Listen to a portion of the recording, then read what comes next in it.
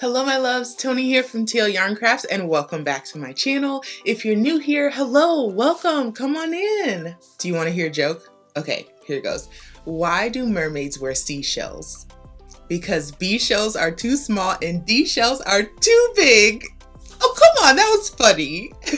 Here at TL Yarn Crafts, I show my crochet love through free patterns, product reviews, and technique videos that will blow your mind. So if you're here for all of that, make sure you hit that subscribe button so you don't miss any of my videos. Today, I am flexing my yarn snob muscle because I got a big old bag of yarn from Hobbii. Now, you might have looked at the title of this video and been like, Tony, why are you reviewing chunky yarns in April? I kid you not, it snowed here like a week ago, so I feel like this is appropriate. Hobbii actually has an amazing selection of chunky yarns, so I decided to try just a few of them to see which ones I might like to use because it's gonna be fall eventually. So I'm gonna dig into this bag, try each of these yarns, tell you my likes and dislikes, and round out my review with a rating of 1 to 10 hooks. Now let's get this bag open. Let's kick things off with Bungee Mini. But don't let the name fool you. There is nothing mini about this yarn. Bungee Mini is a category 6 super bulky weight tube yarn. It's made from a cotton knit tubular casing with polyester filling. One 200-gram ball has 66 yards and will set you back $12.59. In case that number scares you, note that they do offer bulk skein discounts that could get the price as low as $8.12. Bungee Mini comes in 17 shades and is marketed for home decor crochet projects. If you've been around here for a while, you know that I'm always on the hunt for tubular cotton yarns. With the Bernat Maker collection being nearly extinct, I'm glad to see other companies filling this space. Bungee Mini is soft to the touch and incredibly smooth to crochet with. One other thing to note is that the filling is not just loose fiber, instead the polyester inside seems to be loosely plied itself. This means that the yarn is more evenly filled for denser, stronger stitches. Now, you may have to adjust how you crochet to accommodate for the density. Definitely lift your loops a bit higher when working your stitches. You might even want to go up on your hook size so you don't strain your wrists and elbows. It's tough to find anything to critique about this yarn. For what it really is perfect. It's chunky, it's smooth, and it's really fun to crochet with. If I had to nitpick, I would say that I'm concerned about the color fading over time. This yarn is ideal for home decor projects. There's no question about that. Rugs and pillows come to mind immediately for me.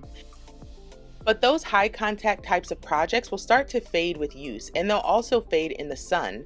Aside from this, I guess I'd also love to see this yarn in even lighter weights. It could be fun to explore projects with a gentler footprint like pencil holders or coasters. I know there are other yarns on the market that are suitable for projects like that, but a girl can dream. Bungee Mini is a fun and interesting yarn, and I love that it's developed with crocheters in mind. For those reasons, I'm giving it 9 out of 10 hooks. If you want to explore Bungee Mini, check out the free patterns on Hobbie's website. I designed the big little pet bed with a similar yarn some time ago, and I think Bungee Mini would be a lovely substitute. You can find this free pattern on my blog, TLYCblog.com. I also tried Amigo Giga. Here we have a 100% HB acrylic yarn. The Hobbii website states that HB stands for high bulk and describes a production technique where steam and pressure make the acrylic fibers contract and curl, making them more voluminous. Well, we'll see about that. One 150-gram skein of Amigo Giga has 103 yards and costs $9.99. At the time of filming this, the yarn is on sale for $6.30. Giga is the heaviest weight of the Amigo family of yarns, which also features a sport, worsted, and bulky weight option. Amigo Giga is offered in a wide range of colors with 61 options to choose from. Amigo Giga's claim to fame is that they're not just any other acrylic yarn. The HB processing makes this like a super acrylic, giving it more qualities of a valuable animal fiber. I'll admit, I was skeptical, but after getting my hands on this yarn, I can feel the loftiness. The fibers stay fluffy and the yarn lends itself to a pleasurable crochet experience. Now don't get me wrong, it still feels like acrylic, especially if you're used to working with wool or alpaca. But I do strongly believe that there is a place for acrylic in the market, and Amigo is doing something very right. The swatch I came out with using the recommended hook size was thick and dense. A yarn like this lends itself to projects that need an extra dose of cozy, so think knit beanies or crochet infinity scarves. I could even see this yarn being used for those patchwork sweaters and vests that are happening right now, which hurts me physically to say because I do not like this trend at all. But if you're going to make one of those projects, at least use a yarn that won't pill like crazy and become unusable after one season, all right?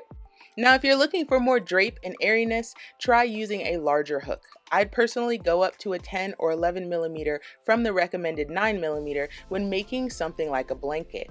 That way the fabric will have a good balance between warmth and breathability. Amigo Giga gets an 8 out of 10 hook rating from me. I did not intend to make my swatch this big, but I couldn't stop crocheting with this yarn. The look, the feel, the crochet experience, the color range, Amigo Giga checks a lot of boxes for me. But I am a bit turned off by that price though.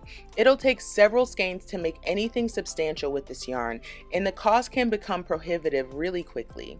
Now, if you're able to score the yarn on sale, make sure you pick up several skeins and make my sherbet afghan. This project uses a lot of colors, so have some fun picking the perfect palette. Here comes Hobbie's ribbon. I'm gonna tell you right now, I adored this yarn, every single thing about it. So this is gonna be less a review and more of a love letter. Ribbon is a 100% cotton tape yarn made from a tightly knitted tube. It's kind of like if Bungee Mini didn't have the polyester filling. One skein is 250 grams and offers 137 yards. You'll pay $10.99 each, but ribbon is offered with a bulk skein discount.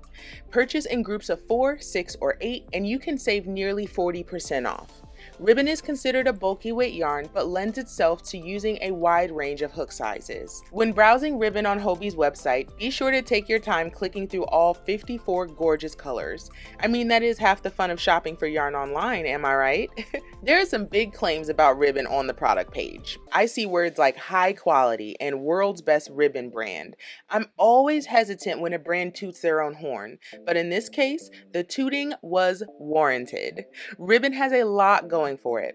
First is the feel. For a 100% cotton yarn, it's super smooth and super soft to the touch, and that inviting texture transitions right into the crochet experience. The yarn is pliable and folds in on itself, but the movement doesn't disrupt the stitching at all, which is really nice. This yarn glides. That's really the only term I could come up for with how effortless crocheting with this yarn was for me. Another claim from the ribbon product page goes like this, and I quote, "Hobbii ribbon has not been manufactured from excess materials like other brands. Ours is made from 100% cotton, which takes your experience to a whole new level," end quote. I was curious as to what they meant when comparing themselves to other brands, and by curious, I meant I wanted to know the tea that Hobbii was obviously hinting to. I googled ribbon yarn and looked at 3 that are currently on the market. Each one is cotton based, but also has a percentage of polyester or just other fiber in the fiber content. Clearly people are still buying these yarns, so there's nothing wrong with them, but I get the impression that Hobbie's ribbon yarn is a step up from what is currently available. Alright, so any guesses what I rated ribbon? Yup, you got it. It's got a 10, baby. 10s across the board for this lovely cotton tape yarn. For my first time even trying a yarn like this, I am full on smitten. I can't recommend any of my personal patterns for this yarn though, but my designer brain is in full gear with some fun ideas. In the meantime, be sure to check out the free patterns available on Hobbie's website. They have this collection of animal baskets that is just so cute. The sleeping pig, that's the one that's doing it for me. Next, we'll look at Snowstorm. Now, this is the yarn that'll make me read product listings a little bit more closely. So Snowstorm is a single ply roving yarn made from 100% wool. It's a category 5 bulky weight yarn that comes in cute little 50-gram skeins of 55 yards.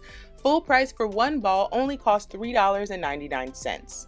You get to choose from 31 colors, which range from bold to muted shades. The light twist gives this yarn a rustic look with a soft halo throughout. Now at first glance, I thought this yarn favored bulky roving yarns I find at my local craft stores, which usually come in 100-gram skeins. But I actually like that there's a bulky roving available in a smaller skein like Snowstorm. That makes it more attractive for yoke sweaters that might only require a small amount of certain accent colors. This could also be a great choice for patchwork projects like blankets and boxy sweaters. One major downside of this yarn is that you can 100% expect it to pill eventually. It's just the nature of a yarn like this, so keep your stitches simple and be sure to look up some de-pilling strategies. Before I get too much deeper into the review, let me say this: you can tell I had a rough start with this yarn, and I 100% blame myself. I can't put this on the yarn. I had just gotten some new Tunisian crochet hooks in the mail and I was dying to try them. They're a little different than what I'm used to, so note to self, don't test new hooks and new yarn at the same time.